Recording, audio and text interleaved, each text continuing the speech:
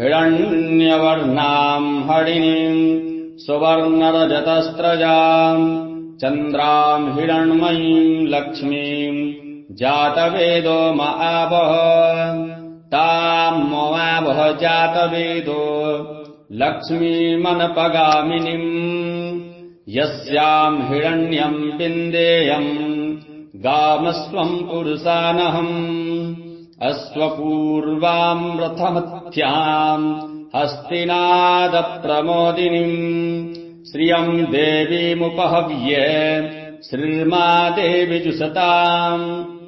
कांसोऽस्मिताम् हिरण्यप्राकारा मार्द्राम् ज्वलन्तीम् तृप्ताम् तर्पयन्तीम् पद्मे स्थिताम् पद्मवर्णाम् तामिहोपवै श्रियाम् चन्द्राम् प्रभासाम् यशसा ज्वलन्तीम् श्रियम् लोके देवजुष्टामुदाराम् ताम् पद्मिनीमिम् शरणम् प्रपद्ये अलक्ष्मीर्मे नश्यताम् त्वाम् वृणे आदित्यवर्णे तपसोऽधिजातो वनस्पतिस्तव वृक्षोऽथ बिल्वः तस्य फलानि तपसानुदन्तो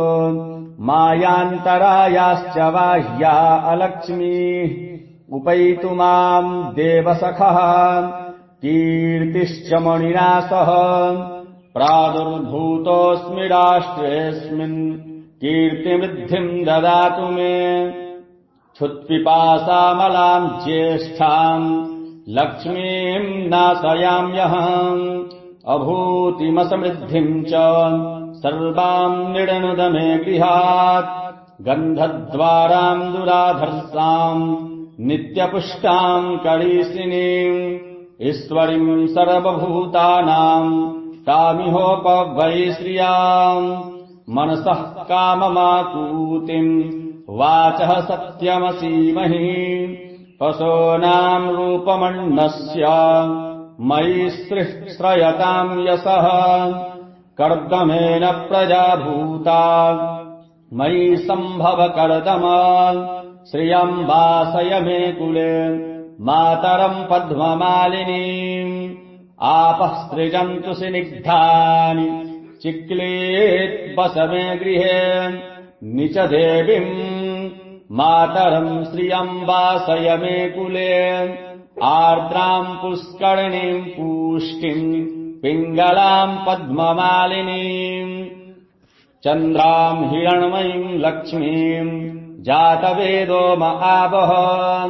आर्द्राम् यः करणीम् यष्टिम् सुवर्णाम् हेममालिनीम् सूर्याम् हिरण्मयीम् लक्ष्मीम् जातवेदो महावः